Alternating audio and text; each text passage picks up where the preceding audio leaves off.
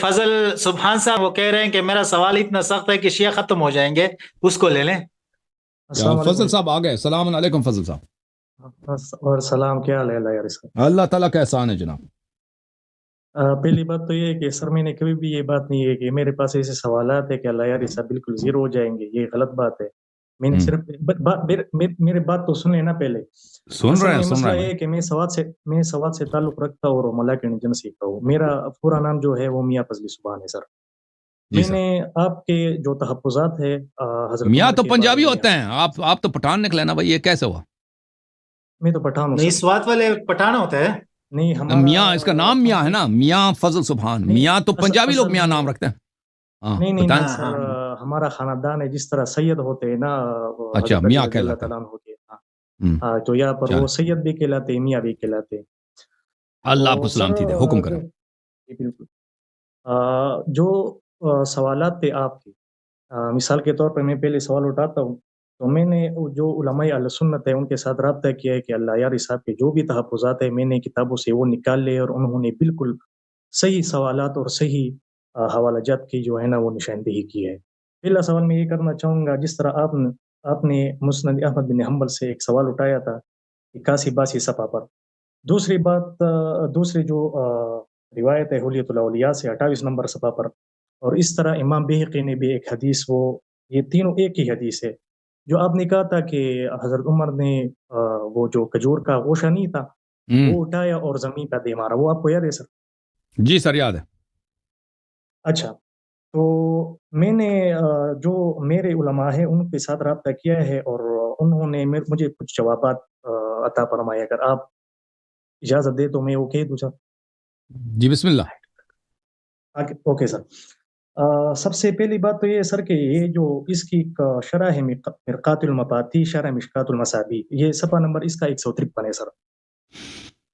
وہ اس کے کئی مجلدات ہیں، بہرحال آپ مجھے نہیں پتہ کہ وہ کون سی جلد کی آپ بات کر رہے ہیں، طبع ابھی مختلف ہوتا ہے نا. نہیں سر، اس کے 9 10 11 جلد ہیں مرقات کی.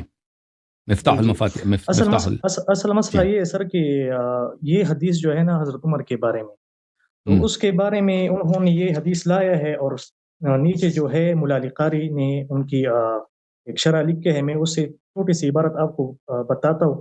میں تو کوئی عالم نہیں ہوں، اگر عبارت کوئی اونچ نیچ ہو جائے تو بخشش چاہتا ہوں۔ صحیح. کس جلد میں ہے مرقات کے؟ کس جلد میں ہے؟ حدیث نمبر بتائیں نا مرقات میں. سر یہ تو حدیث نمبر نہیں لکھا آپ نے؟ البتہ چلیں کوئی بات یہ میں نے نہیں لکھا۔ اچھا، تو اس حدیث کے بارے میں جو حضرت عمر کے بارے میں وہ کہہ رہے سر کہ وہ ھذا وقع له من کمال الخوف والہیبۃ الالہیہ، اس سوال یعنی مطلب یہ ہے کہ یہ جو انہوں نے کھجور کا جو گوشہ تھا یا ٹکڑی تجوبی تھی، انہوں نے جب وہ حضور صلی اللہ علیہ وسلم نے فرمایا کہ ان کے بارے میں ہم سے یعنی آپ سے پوچھا جائے گا، تو آپ نے کہا کہ وہ جو گوشہ تھا انہوں نے اٹھا لیا اور زمین پہ دیر مارا، اور بعض میں ہے کہ حضور صلی اللہ علیہ وسلم کے سامنے گرا، بعض میں ہے کہ نہیں حضور صلی اللہ علیہ وسلم کی وہ وجہ لفظ ہے، اس میں وجہ اس میں ایک میں وجہ ہے، ایک میں قبلہ لفظ ہے۔ تو حدیث یہ ہے میرے محترم ناظرین، یہ کہتے ہیں اللہ کے خوف کی وجہ سے انہوں نے نبی صلی اللہ علیہ وسلم جو خوشہ گرایا، جی اور وہ نبی صلی اللہ علیہ وسلم کے خوف کی وجہ سے کیا تھا. ایک منٹ میں وہ حدیث لے کر، کی وجہ سے، جی اللہ کے خوف کی وجہ سے، اللہ کے خوف، صحیح جی فرمایا. بالکل۔ ایک منٹ میں اس کو لے کے آؤں روایت کو. محترم ناظرین، حدیث روایت یہ ہے، مسند احمد ابن حنبل ہے. جی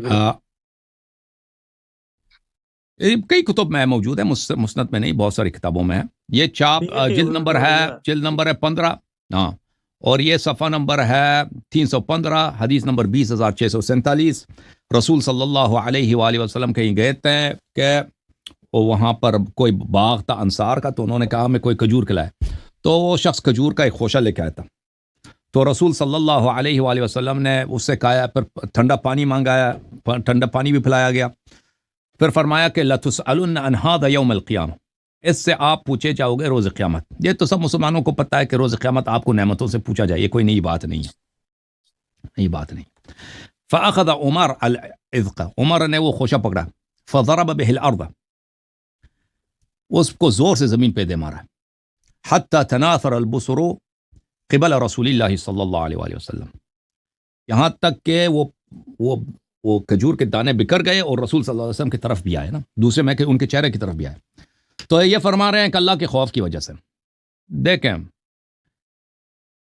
اللہ کا نعمت کا شکر ادا کرنا چاہیے نا. اللہ کا خوف یہ ہے کہ بھئی اگر قیامت یاد آ رہا ہے، واقعاً اگر آپ کہہ رہے ہیں نا کہ یہ نبی صلی اللہ علیہ وسلم کی سنت ہے کہ جب ان کو اللہ کا خوف آتا تھا وہ کھانا روٹی جو ہے زمین پہ دے مارو، بے حرمتی کرو رزق روزی کی. اور پھر رسول صلی اللہ علیہ وسلم کے اس میں جو بے حرمتی ہے، یہ تو نہ اللہ کی سنت ہے اور نہ اہل ایمان کا یہ طریقہ کار ہے، اور نہ اس پہ خوف الہی کا کوئی تقاضا ہی ہے. اگر مجھے ڈر لگے نا کہ اللہ تعالیٰ مجھے ثواب لے گا نعمتوں کا، تو میں اس نعمت کو کفران نعمت نہیں کروں گا کہ اس کو زمین پہ زور سے دے ماروں، ٹھیک ہے نا. اور پھر وہاں پہ رسول صلی اللہ علیہ وسلم اگر موجود ہو یا کوئی بڑا عالم موجود ہو اس کی بے حرمتی کروں. میں تو زیادہ سے زیادہ اس نعمت کی قدردانی کروں گا نا. یہ جو آپ ملا علی قاری صاحب سے نقل کر رہے ہیں، ٹھیک ہے انہوں نے عمر صاحب کے کام کی توجیح کرنے کی کوشش کی، تصحیح کرنے کی کوشش کی، لیکن اس کو عقل نہیں مانتی. بھائی ہمیں پتہ ہے کہ اگر اللہ تعالیٰ نعمتوں کا حساب لے گا تو آپ اس نعمت کی زیادہ قدردانی کریں گے نا، نہ کہ اس کو زمین پہ ماریں. پھر زمین پہ مارنے سے نعمت کی قدردانی نہیں ہے، شکر نہیں ہے، خوف اللہ کے حساب کا خوف اس میں کوئی جھلک نہیں ہے. پھر رسول صلی اللہ علیہ وسلم کی جو بے حرمتی ہے، اللہ کا خوف اس بات کی اجازت نہیں دیتا کہ پھر آپ رسول صلی اللہ علیہ وسلم کے بارگاہ اقدس میں ایسے کام کریں جو ہر عاقل شخص کے نزدیک وہ بے حرمتی اور حد کی حرمت ہے. جو اللہ سے ڈرتا ہے وہ زیادہ سے زیادہ رسول صلی اللہ علیہ وسلم کی عزت کرتا ہے. دوسرے صحابہ بھی وہ مومن تھے بھائی، اس طرح نہیں صرف عمر صاحب مومن ہے.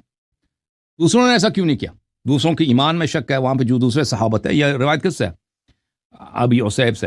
دوسرے صحابہ بھی وہاں پہ تھے نا، ہاں، تو وہ ان پہ اللہ کا خوف نہیں ہے. ان کو بھی پکڑ کے زور زور سے مارنا چاہیے تھا، ٹھیک ہے نا. کہ اللہ کا خوف کا تقاضا یہ ہے کہ کھجور جو ہے زور زور سے زمین پہ مار، وہ چاہے رسول کو بھی لگے تو کوئی بات نہیں صلی اللہ علیہ وسلم. جی میں بات کر لوں سر؟ جی بات کریں. میں نے ان کو کہا تھا وہ یہاں پہ جو ہے نا ان کی مشائخ ہے جس کو ہم پیر کہتے ہیں، تو میں نے ان کو کہا کہ اگر کوئی ٹکری ہو یا کوئی گوشہ ہو، میں آپ کے پیر کے سامنے اس کو اٹھاؤں گا اور زمین پہ دے ماروں گا، تو میں دیکھتا ہوں کہ ان کے جتنے بھی موردین ہیں وہ میرے جو ہے نا وہ سانس نکال لیں گے، مجھے مار دیں گے، مجھے پتہ ہے. تو انہوں نے کہا کہ یہ تو آپ عقلی احتمالات کر رہے ہیں. تو میں نے کہا خدا کے بندے آپ یہاں عقلی احتمالات کیوں کرتے؟ تو اس نے کہا کہ یہ ساری حدیث آپ پڑھ لو، اگر حضور صلی اللہ علیہ وسلم نے ان کو ڈانٹا ہو یا کچھ اس طرح سے کیا ہو تو پھر آپ مجھے بتا دیں. تو انہوں نے مجھے کہا، وہ اس وقت تیاری کر کے نہیں آئے تھے سر. میں آپ کو ساری بات بتاتا ہوں. اصل مسئلہ یہ ہے کہ میں اور 2-3 دوست اور بھی ہیں، ہم آپ کے بیانات سنتے ہیں. اب ہمارے اوپر الزام لگ گیا ہے کہ یہ بندے اب اللہ یاری کے ہے، باقاعدہ ایران سے ان کے کیا کہتے ہیں ان کے ساتھ رابطے ہیں اور ان کو پیسے بھی آتے. میری آپ کی آج اب بالکل پنڈنگ آتے. یہ میرے پہلی بار ہے کہ میں زوم استعمال کر رہا ہوں. مجھے زوم استعمال کرنے کا طریقہ بھی نہیں آتا. یہ پہلی بار ہے میری زندگی میں، ٹھیک ہے جی.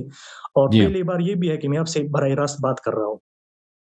تو ابھی جو ہے نا بالکل وہ ماحول خطرناک سا بن گیا ہے اور وہ حوالے بھیج رہے ہیں. بالکل باقاعدہ ہم نے ایک واٹس ایپ گروپ بنایا ہے.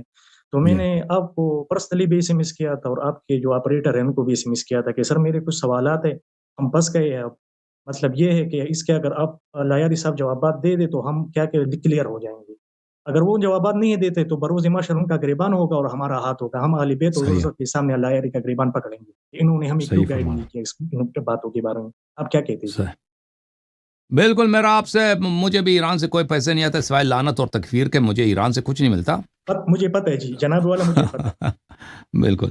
تو عرض یہ ہے کہ میں پہلی دفعہ آپ سے بات ہو رہی ہے اور میرا آپ سے کوئی کنیکشن نہیں ہے. بہت سارے لوگ میرے پروگرام کو دیکھتے ہیں، بہت سارے لوگ میرے باتوں سے کچھ باتوں سے اگری کرتے ہیں، بہت سارے لوگ میرے اکثر باتوں سے اگری نہیں کرتے.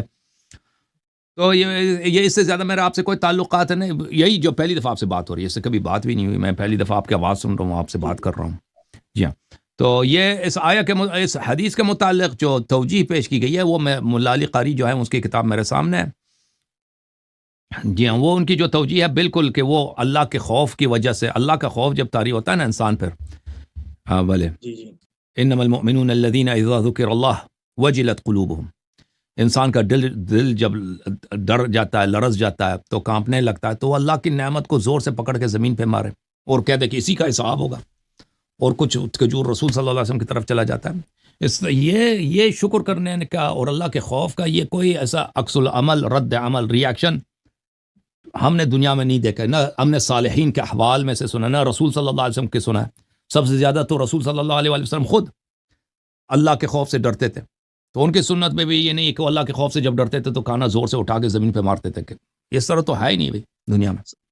سر اور اس حدیث میں یہ ہے کہ حضور صلی اللہ علیہ وسلم کے چہرے مبارک پر کوئی تغیرات آئے ہو، یعنی چہرے کے کوئی اثرات تو دیکھیں یہ دیکھیں اس روایت میں مخالفین وہ باتیں نقل نہیں کرتے نا، کہ اکثر کیونکہ جماعت مخالفین کے جو محدثین ہیں روات ہیں وہ بڑے متعصب ہوتے ہیں. اگر کسی بھی حدیث میں کہ اگر انہوں نے نبی صلی اللہ علیہ وسلم نے عمر کو ڈانٹا ہو تو وہ پھر نقل نہیں کرتے، اس کو حذف کرتے ہیں، ٹھیک ہے نا. تو رسول صلی اللہ علیہ وسلم لازمی بات ہے ایک شخص زور سے اگر وہ مار لیتا ہے اللہ کی نعمت کو اور کچھ رسول صلی اللہ علیہ وسلم کی طرف آ جاتے ہیں تو یہ بہت بڑی بے شکری ہے. اور پھر یہ سوال کرنا کسی کا حساب ہوگا، اس میں استہزاء اور تمسخر کا بھی ایک پہلو نکل آتا ہے نا. تو مجھے تو لگتا ہے کہ اگر میں ہوتا کوئی شخص میرے سامنے میرے ساتھ یہ کرے تو، یا میرا بیٹا میرے سامنے اس طرح کرے نا، تو مجھے تو بہت برا لگے گا.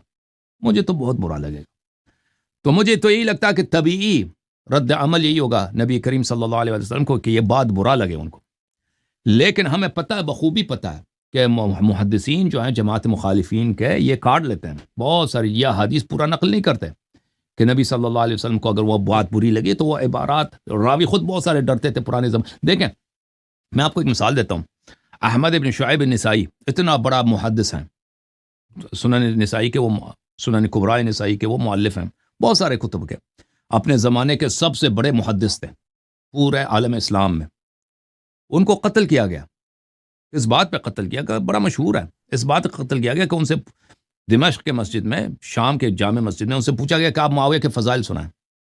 اس نے کہا مجھے نہیں آتے. اس نے کہا میرے پاس کوئی حدیث نہیں معاویہ کی فضیلت میں، میرے پاس نہیں ہے. ان کو اتنا مارا لوگوں نے، ان کو بے حرمتی کی، یہاں کے ان کے بیضتین کو، یعنی ان کے ٹیسٹیکلز کو لاتوں کے نیچے ان کو رگڑ دیا، پھر مسجد ان کے پیر سے پکڑ کے مسجد سے باہر پھینک دیا، پھر اسی میں وہ مر گئے، شہید ہو گئے بیچارے، ٹھیک ہے نا.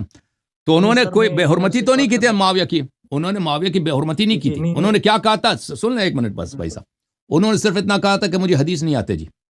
تو لوگوں نے اس کو اس بات پہ حمل کیا کہ آپ معاویہ کے مخالف ہیں. اب ہمیں بخوبی پتہ ہے کہ معاویہ میں اور عمر بن الخطاب میں زمین آسمان کا فرق ہے اہل سنت کے ہاں ان کے احترام میں، ٹھیک ہے نا. ان کا جو مقام ہے اس کا کوئی قیاس ہی نہیں کہ معاویہ کہاں ہے عمر بن الخطاب کہاں. تو آپ یہ توقع نہ کریں روات سے، محدثین سے، کہ وہ ایسے احادیث نقل کریں کہ عمر نے یہ کام کیا پر رسول صلی اللہ علیہ وسلم نے ڈانٹ کے ان کو نکال دیا، کچھ کیا، ٹھیک ہے نا.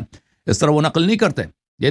یہ جو جتنا واقعہ نقل ہوا ہے وہ نقل ہوا ہے، لیکن اس میں یہ نہیں ہے کہ رسول صلی اللہ علیہ وسلم ناراض نہیں ہوئے، غصہ انہوں نے نہیں کیا، یہ ذکر نہیں ہے کہ انہوں نے نہیں کیا، ناراض ہو گئے، غصہ کیا، وہ بھی ذکر نہیں ہے نا. لیکن ہمیں پتہ ہے کہ ایسا واقعہ کسی بھی شخص کے ساتھ ہو وہ ناراض ہوگا ضرور. جی سر بولیں.